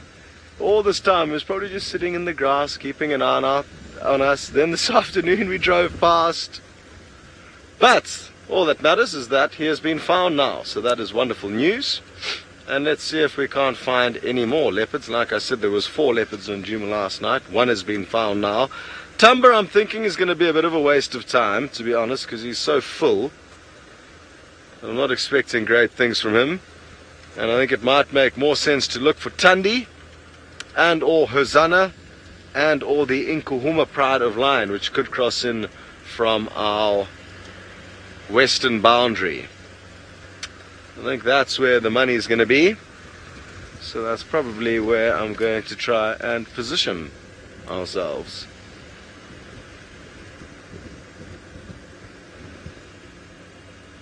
Bobby, I don't have the faintest idea why leopards only have rosettes on their body and not their head.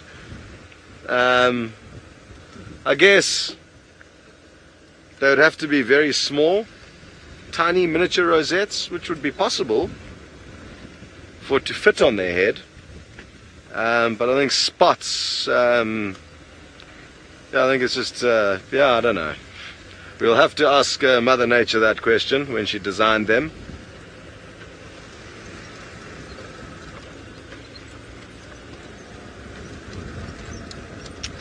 Come on, tracks.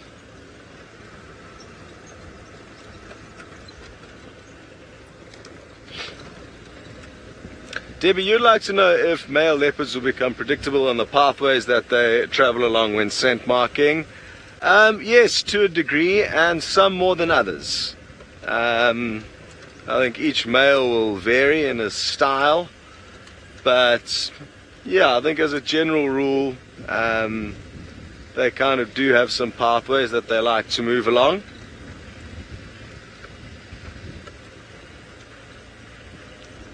And hopefully we'll be able to see the Hukumuri male, well, you'll be able to see the Hukumuri male doing just that a little bit later on this evening, and that is where we are going to send you right now.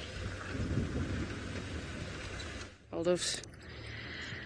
We are with him. He's coming right up in front of the car. That's so epic. He's walking right past us. He's so relaxed. And he keeps giving us that psycho... What did we say? If looks could kill, it would be his, and a beautiful psycho, I think somebody referred to him as, and I think that is so fitting. What a cool cat. Now, let's hope he does his usual and starts checking termite mounds. Who's excited for that? I think he looks like he could eat a warthog. And from what we've seen, or from what Scott's seen, from what Steve has seen, he seems to specialize in fact, hunting warthogs. So he's just standing there, so let's reposition. I don't even know where he is. Oh, he's off to the left. I was laying flat in the car looking at the monitor. We'll just go back a little bit, and then we'll go around. Yeehaw! We're lucky. We're actually winning because we're so nimble. No problem, Faith. Oh, what's he seen? His ears were pricked up there. There could also be scrub hairs and things lurking in the grass. He was just sort of twitching his body slightly, so I don't know if there's something maybe there. No. Now he's slinking through. Let me reposition again for us. We're going to be doing a lot of this, everybody, is going forward, going back. Yeah. That's how you get over a log, everyone. Oh wow, I'm jealous. I hope you all get the most amazing screenshots. Cool Breeze, you're wondering why do the big cats pant so much? Well, it's a way that they'll try and keep themselves cool. Big stretch. Perhaps he's scratching his claws on a log as well. So it has been really, really hot, so they will be panting. You'll even see the birds today with their beaks agape, trying to cool themselves down. I'm just going to roll back slightly for... Oh, there we go. Tax has managed to squeeze past. Sorry, Tax. Also wanting to get a good view for his guests. But at least he's now come out on the road. And that is how a leopard leaves footprints on the ground, in case you were wondering. Look how amazing that is. Step by step. And you can't hear a thing as he walks along the ground either. A silent killer. Now, he seems to be on a bit of a territorial patrol. Obviously, he's been scent marking. We've had the wonderful scent of popcorn a couple of times. But he's going to be stopping and listening. Like he's nice. Yeah, his behavior's changing. Perhaps he's heard something, seen something, smelled something. So every time he thinks he has an opportunity to make a kill or potentially stalk an animal, he's going to go for it. As most of you know, unfortunately, the big cats are not the most successful hunters out here. So it'll take them a number of attempts before they're lucky. But I reckon he's just been resting up.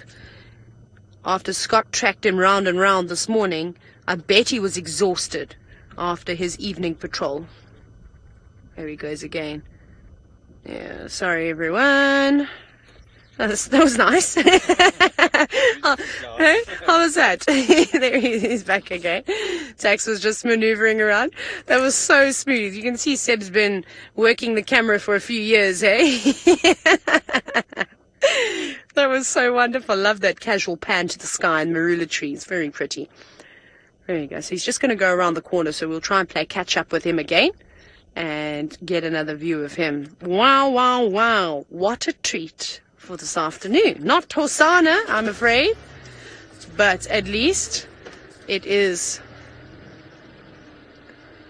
a leopard. I'm actually just looking at his long toes now, but I'll find a decent track and have a little squiz. Right, we're going to try and catch up with him and have another look. Scott, however, has got my favorite animal.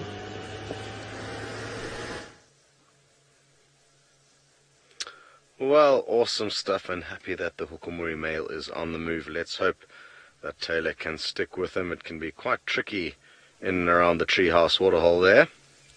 We found ourselves a very cute scene of a mother and her young calf. And clearly in the long grass there's not too much to see just yet, but it is quite small, and it actually just tripped over a little branch a little bit earlier on its way to where it is now. I'm not too sure what it's doing, other than flapping its ears every now and then. What have you found there? And what are you playing around with your trunk? Is it a log over there? Is it a termite mound? It's definitely investigating whatever that is quite intently. And when they are young like this, they don't have perfect control over their trunk just yet, so they spend a lot of time kind of playing with it and trying to get to grips with how it works.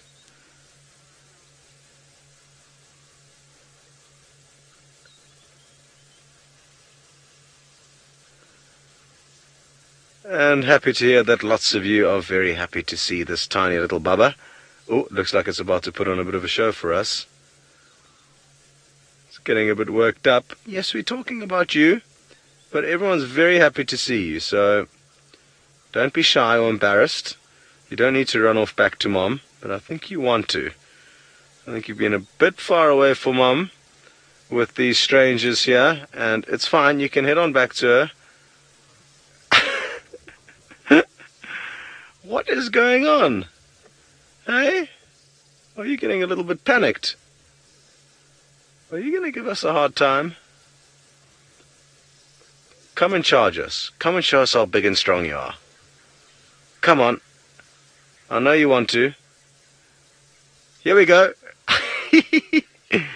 Come on.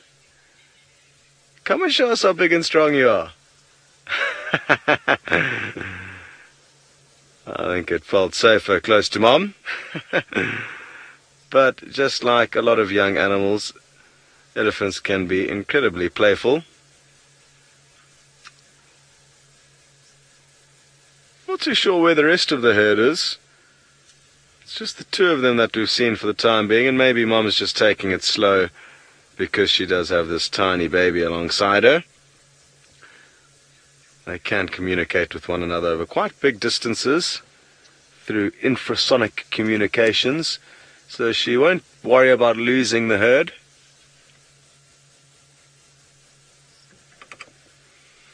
Pizza Viper, you'd like to know if elephants give birth lying down. I've never seen an elephant give birth. I've arrived minutes after, and I'm guessing it'll be similar to a lot of animals. It can be done either lying down or standing up. So probably a combination of the two depending on the individual female. You'll probably find that there's maybe the majority of them are born standing up, where gravity can assist. But just like the wildebeest we saw give birth this year, Tristan's one stood up and gave birth, and the one that I saw giving birth was doing it lying down, with far more ease actually than Tristan's one standing up. But that could have been for a host of different reasons.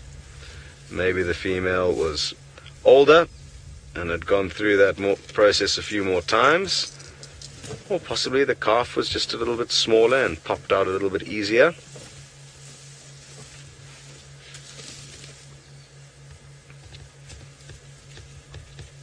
I know a fact Indian elephants give birth standing up, so I'm guessing that African elephants might be similar to that. I saw a video of an Indian elephant giving birth not so long ago. So that was quite fascinating actually.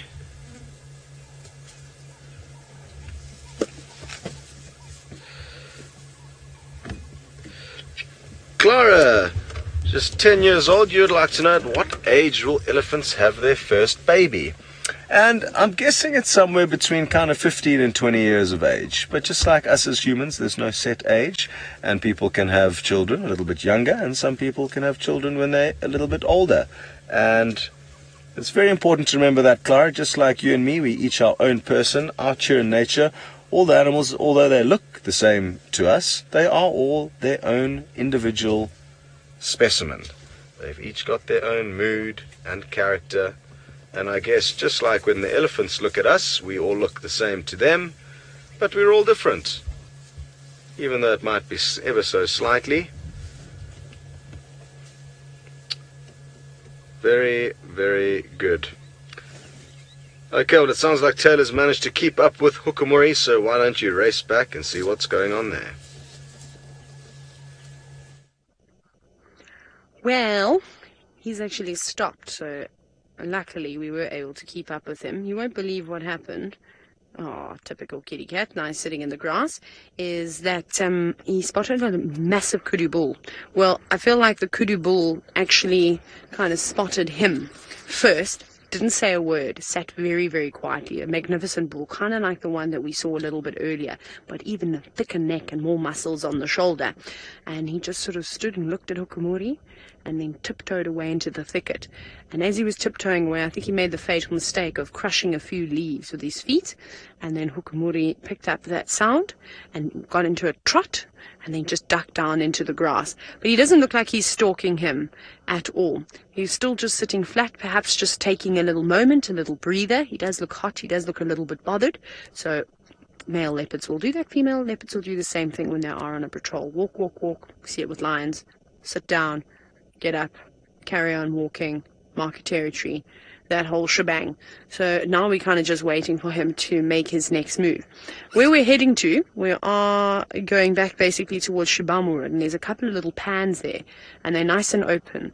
So let's keep our fingers crossed. Perhaps he's already had a drink at Treehouse Dam, I'm not really sure. But like I said, on a hot day like today, often you get a second opportunity to see the animals drink, and you know, he might take it, and it's beautiful golden light now. So let's hope he actually gets on the move. But it's a difficult spot. There's quite a few vehicles, so we aren't able to get in where he is. There's also lots and lots of trees that have been tipped down, I'm afraid. There we go. There's the sunset. But now we kind of just have to sit here and wait for Hukumuri to get up and start moving again. And who knows how long that's going to be. It could take him 10 seconds. It could take him 2 hours before he makes his next move. But that is stunning.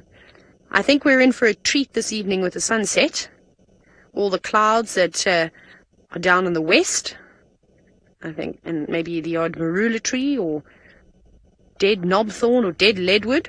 That is going to create some beautiful photographic opportunities. For all of you who are watching, remember to always take screenshots. It's important to keep those screenshots, memories, and then of course, if you'd love to share them with us, you can hashtag Safari Live. I don't know, maybe we'll even have a sunset competition, because I think we're going to be lucky today. And so we'll try and get the sunset when it actually sets on camera in a little bit. And I'm pretty sure that Scott and Steve will be game as well. And we'll probably enjoy that. But that's stunning. And it's quite nice, Seb, how all the caterpillars have been feeding in those silver cluster leaf leaves. So you can actually get the light coming through some of those little holes caused by the caterpillars. That's really, really amazing. So, so beautiful. Very lucky.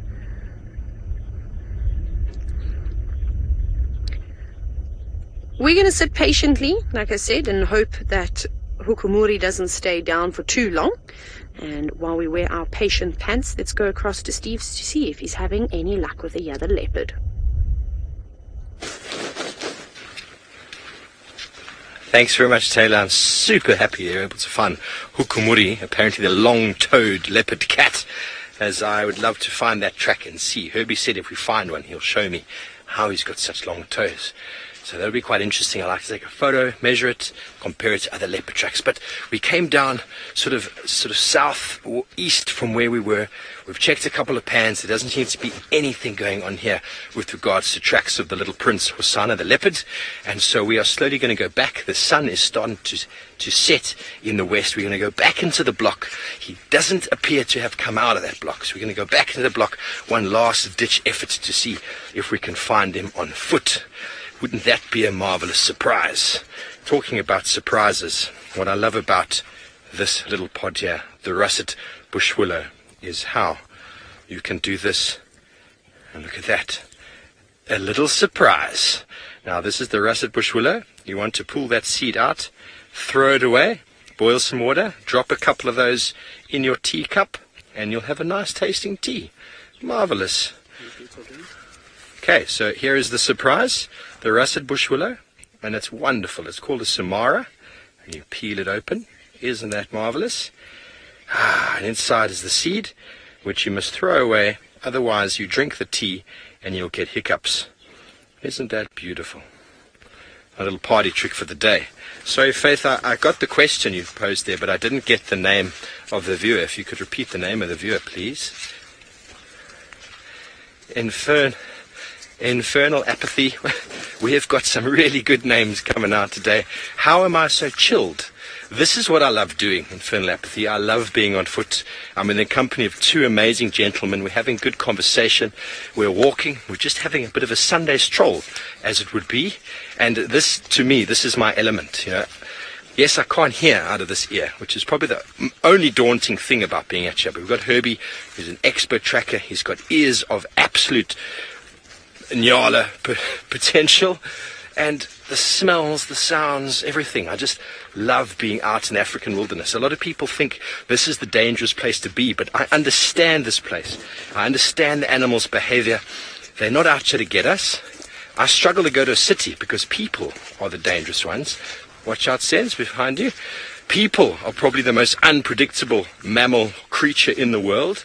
They're cunning, they're conniving. I don't understand people. So this is, for me, the safest place in the world to be.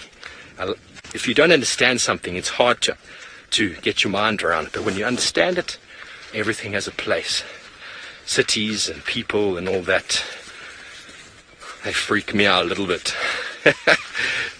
So I got some comments through about those lizards. Ornate rough-scale lizard seems to be the species. A friend of mine, actually a student, Raf, very cool dude who I often visit in Cape Town. He now takes me birding, which is cool. He sent that through to me. I haven't managed to check Twitter, but that seems to be the gist of the lizards. But please keep your comments coming through. See if we can correctly identify it. I'll only be able to check myself as we get back. You okay, Herbie? Okay, so there's some. The Wahlberg's pair are back in the tree up there with the youngster. The nest that they were with is just off to the right, and it seems like they are back for a little reunion, maybe to see how the youngster is faring on its own. Isn't that marvelous? Doing a little bit of allo grooming there, which is interesting. But we are going to leave these Wahlbergs. Going to go up to Scotty D, who's got the largest mammal on land.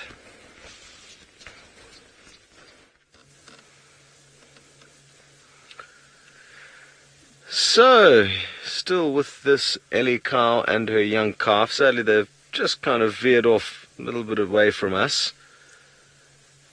And you'll be glad to know they're not completely alone. We did see another kind of teenager trailing behind them. I'm not too sure where that one's ended up, so I'm sure the rest of the herd's somewhere in the general vicinity. And a beautiful wash of golden light.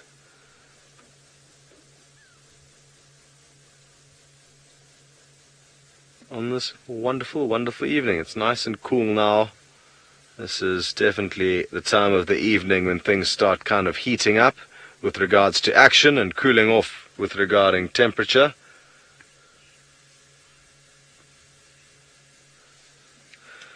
Very good. We're going to keep moving along because we don't have the best view of them from there. So, not too sure what to do, actually. I'm torn as to whether to go and linger and around and wait for the Nkuhuma pride. There's been no further sign of Tundi, sadly, despite checking a whole host of roads where I was expecting we could possibly find some tracks. I'm not convinced by going to Tamba, but maybe we can swing past there now quickly en route to where the lions will cross, if they do in fact cross in a little bit later. Oh! Bumpy roads jiggle the camera loose there. So, yeah, I think that's the plan. Sadly, no joy with Hosanna. Clearly, as you've gathered from Steve, I'm not too sure what the latest update is there, but to be honest, it's just so tricky following tracks through the blocks at the moment with all the thick grass and the rain that we've had relatively recently. So they haven't had an easy task. Let's go and thank Tundi, but I'm guessing it's going to be more sleeping than anything else. And then